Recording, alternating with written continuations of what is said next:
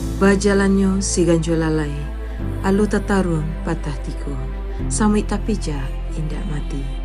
Baju basiba, pakaian bundo kanduang di Minangkabau.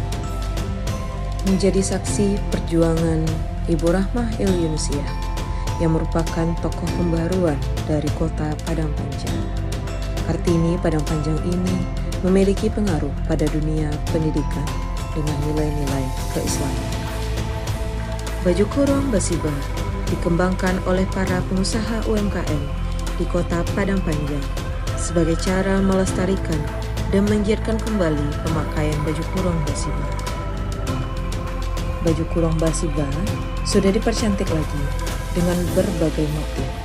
Di antaranya adalah motif tapian bordir Salwak Laka yang menceritakan hubungan kekerabatan yang saling berkaitan erat.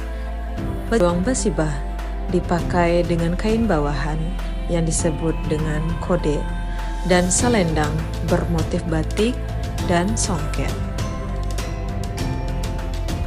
Baju kurung basibah tidak hanya lagi digunakan dalam kegiatan tradisi, prosesi adat saja, tetapi sudah digunakan untuk event-event besar, baik di skala nasional maupun internasional.